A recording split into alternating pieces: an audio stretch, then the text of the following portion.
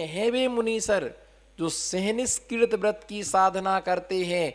एक उपवास एक पालना, एक उपवास एक पालना, 2 उपवास एक पालना, 3 उपवास एक पालना, 4 उपवास एक पालना, 5 उपवास एक पालना, ऐसे बढ़ते क्रम से 15 उपवास और एक पालना, और फिर 15 उपवास एक पालना, उसी क्रम से चढ़ना, उसी क्रम से क्या करना।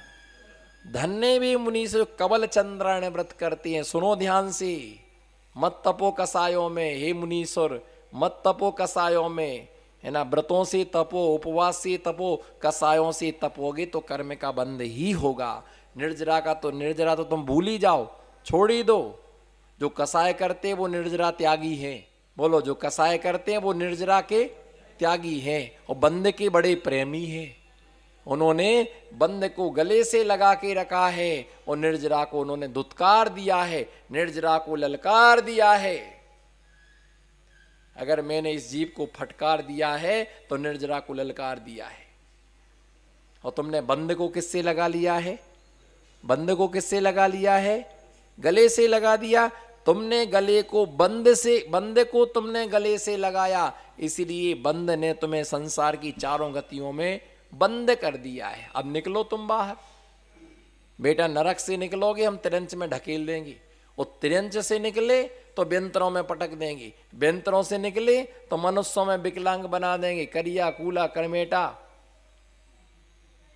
सिर्री पागल, बकवास करने वाला पागल बना दूंगा तुमको।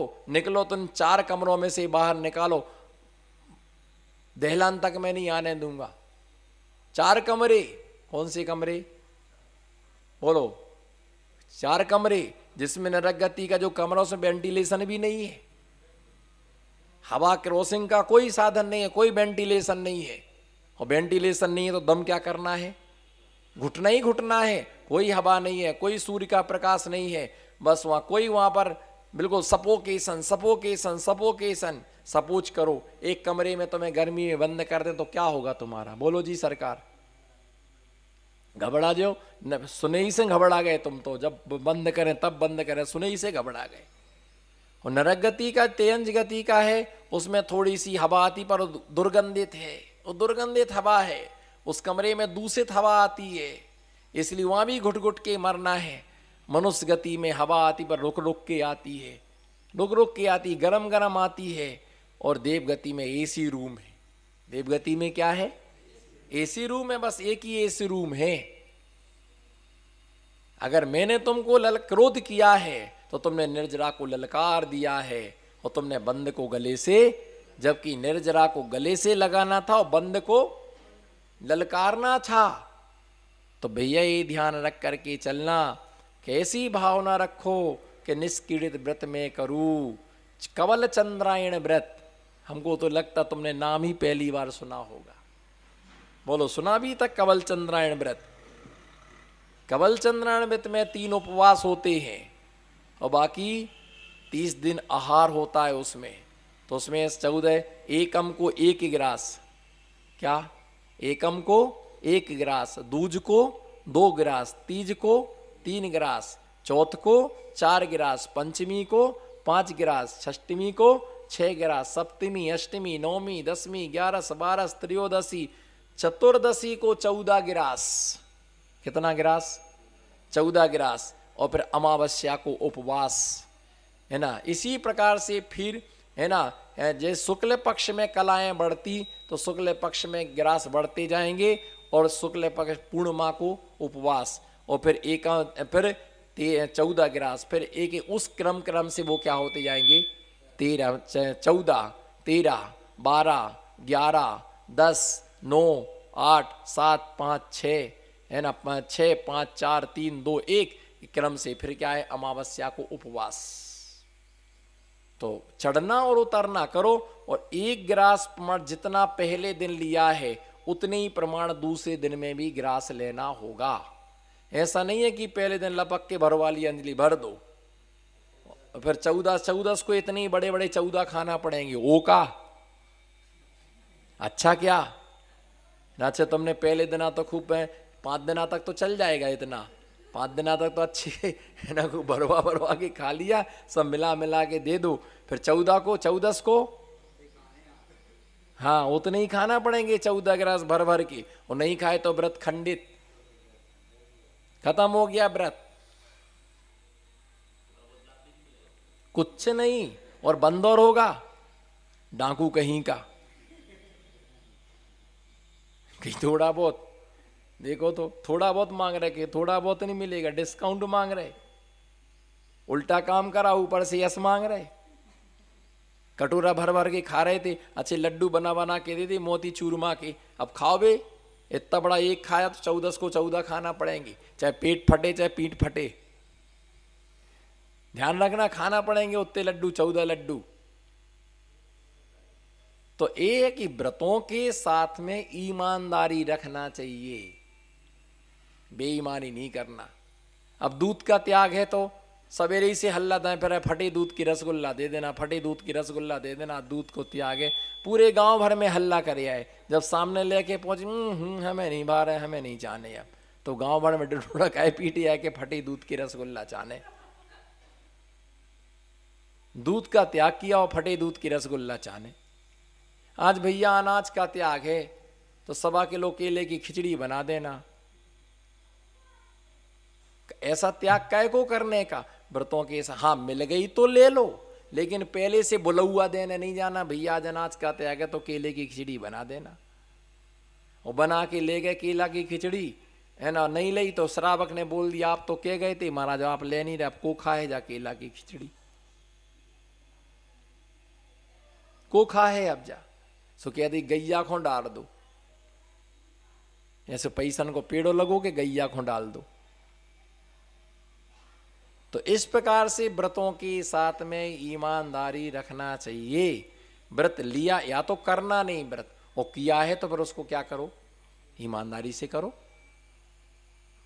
तो ऐसे जो क्या है व्रत होते हैं, उन व्रतों के लिए है ना तपस्वी, तो मना पर्याय ज्ञान जो होता तप के प्रभाव से होता है। हम किससे तपते का साथ, उपवास करो तो अच्छे निर्मल भाव से करो, गुस्सा काहे कर रहे हो, तप करना तो अच्छे से करो, हंस के करो, प्रसन्न चित्त होके करो, आनंद लो उसका। कौन मना करता, हम तो कहते खूब तप करो भैया तुम्हारे अंदर, हम तो आपकी तप की खूब खूब अनुमोदना करते, पर गुस्सा मत करो, मुंह मत बनाओ, मुंह टेढ़ा मत करो। वो किया है तो फिर तपस्या करो, अच्छी तपस्या का, तो उपवास किया तो सामयिक भी अच्छी करो, प्रतीकमण भी अच्छी करो, फिर स्वाध्याय भी अच्छा करो। तो इस प्रकार से क्या होता कि प्रसन्न चित्तता समाप्त नहीं होना चाहिए। हम तो कहते खूब उपवास की, भगवान ऐसी शक्ति है कि 4 महीना के उपवास करो पेड़े के नीचे खड़े होके, हमें तो अच्छो है, और 2 महीना अच्छे काबुलत शिला के ऊपर, पहाड़ के ऊपर खड़े होके 2 महीना के उपवास करो, और सर्दी में नदी के किनारे चले जाओ, सो नदी के किनारे खड़े होके 2 है ना शीत योग धारण करो, अच्छा है, बनो योगी तपस्वी, पर कसाय मत करो। कसाय करोगे तो कर्म की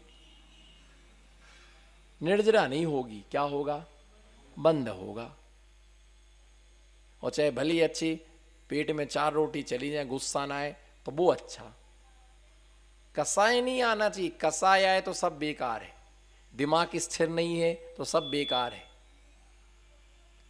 तो मना पर्याय ज्ञान, अवधि ज्ञान की कोई उपयोगिता नहीं है। किसमें, मोक्ष मार्ग में। तुम्हारे मन की बात को जान के मैं क्या करूंगा बताओ, हमारा क्या प्रयोजन। मैंने इसके मन की बात को जान ली तो मुझे और विकल्प हो गए। अवधि ज्ञान हमें क्या करना, श्रुत ज्ञान के बिना केवल ज्ञान की प्राप्ति 3 काल में नहीं, जघन्य श्रुत ज्ञान कम से कम 8 प्रवचन माताओं का ज्ञान होना चाहिए, 5 समिति और 3 गुप्ती। मैं 5 समिति बिल्कुल संक्षेप में आपको बोल रहा हूं, 8 प्रवचन माताओं के लक्षण देख करके चलो। ईरिया समिति, हित मित प्रिय वचन बोलो, भाषा समिति, देख करके भोजन करो ऐष्णा समिति, देख करके वस्तु को उठाना रखना आदा निक्षेपण समिति, और मलमूत्र का प्रासुक भूमि में त्याग करना, इसका नाम है प्रतिष्ठापन समिति। मन से अशुभ चिंतन करने का त्याग मन गुप्ती, अशुभ वचन बोलने का त्याग वचन गुप्ती, शरीर से अशुभ चेष्टा करने का त्याग इसका नाम है काय गुप्ती। ये अष्ट प्रवचन माता, कितनी माताएं हैं? जिस प्रकार से एक माँ अपने शिशु का पालन करती है, उसी प्रकार से अष्ट प्रवचन माताएं एक शिष्य रूपी पुत्र का पालन और पोषण करती है। तो अष्ट प्रवचन माता क्यों कहा गया इनको? प्रवचन माता क्यों कहा माता है इनको? ये माता के समान शिष्य की रक्षा करती हैं, धर्मात्मा की रक्षा करती हैं, इसलिए इनको अष्ट प्रवचन।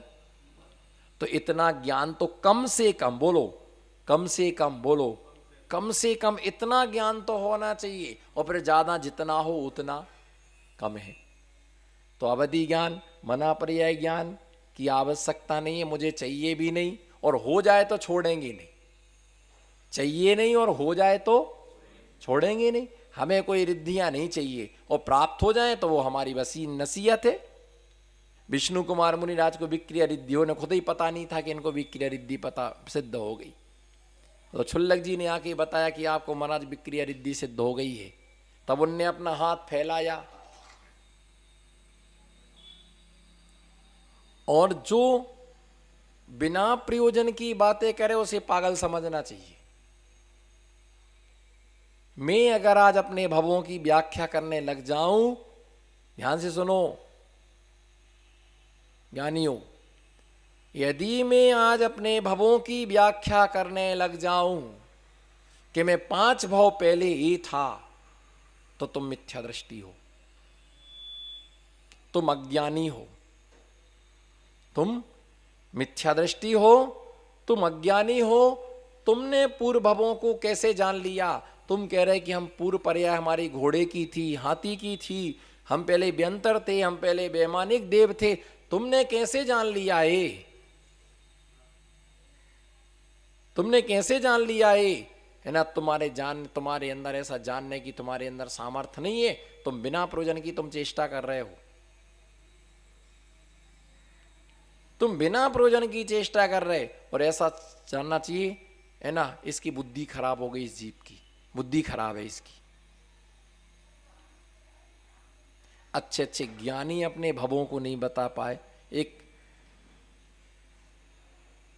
अनपढ़ व्यक्ति क्या अपने भवों को बता पाएगा? इसलिए दोनों प्रयोजन, श्रुत ज्ञान प्रयोजन भूत हैं।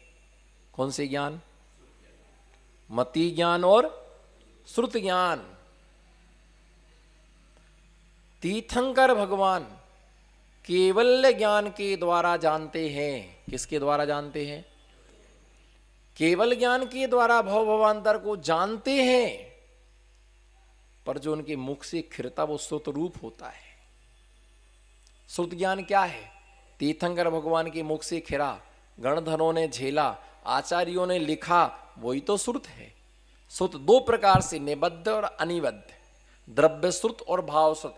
जो शास्त्रों में लिखा गया, गाथा, सूत्र, वृत्ति, टीका, श्लोक, कारिका कि में जो छंदबद्ध किया गया, गद्य रूप जो टीकाएं की गई, वो द्रव्य श्रुत है, और जो कंठस्थ है वो भाव श्रुत है। कौन सा श्रुत है? भाव श्रुत। तो इसलिए ध्यान रख करके चलना, इस श्रुत ज्ञान के बिना 3 काल में केवल ज्ञान की प्राप्ति होने वाली नहीं है। 3 काल में केवल ज्ञान की प्राप्ति होने वाली नहीं है। इसलिए अनंत ज्ञान, अनंत दर्शन, अनंत सुख, क्या? अनंत ज्ञान, अनंत दर्शन, अनंत वीर। अपन दुखी क्यों हो जाते? आधा अधूरा ज्ञान है। कैसा है? बोलो, कैसा ज्ञान है? आधा अधूरा ज्ञान है, इसलिए हम दुखी होते। पूरा ज्ञान हो तो जैसे बोलते, अधभरी गगरी छलकत जाए। बोलो, अधभरी गगरी। जो आदि भरी गगरी होती है वो क्या होती है? छलकती है। और आधा अधूरा ज्ञानी ही बिना प्रयोजन की बकवास करता है। पूर्ण ज्ञानी होता है वो बोलता ही नहीं है, आचार्य पूज्यपाद स्वामी इष्टोपदेश नाम के ग्रंथ के अंतर्गत लिखते हैं, सुनने योग्य बात है, सुनने योग्य बात है, ध्यान देने योग्य बात है, चिंतनीय बात है। ब्रूवन्नपि न ब्रूवते, गच्छन्नपि न गच्छति, स्त्री कितात में तद्भूतम पश्यन्नपि न पश्यति। ध्यान दो श्रोतागण, ब्रूवन्नपि न ब्रूवते, बोलने के बाद भी नहीं बोलते हैं। गच्छन्नपि न गच्छति, चलने के बाद भी नहीं चलते हैं।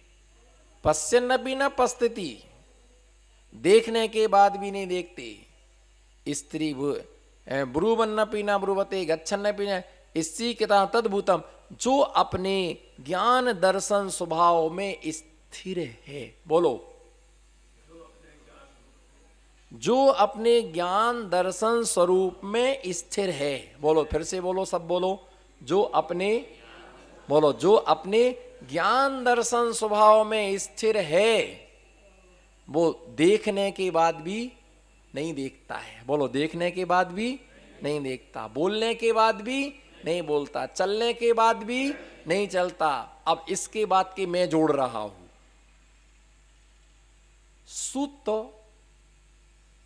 सूत्र जो होता है वो अल्प अक्षर वाला होता है। सुनो ध्यान से, सूत्र जो होता है वो अल्प अक्षर वाला होता है, लेकिन उसका अर्थ बहुत गूढ़ होता है। उसका अर्थ बहुत, सूत्र छोटा सा होता है, उसका अर्थ बहुत गूढ़ होता है। जो साधु अपने आत्मा के स्वभाव में लीन है, बोलो।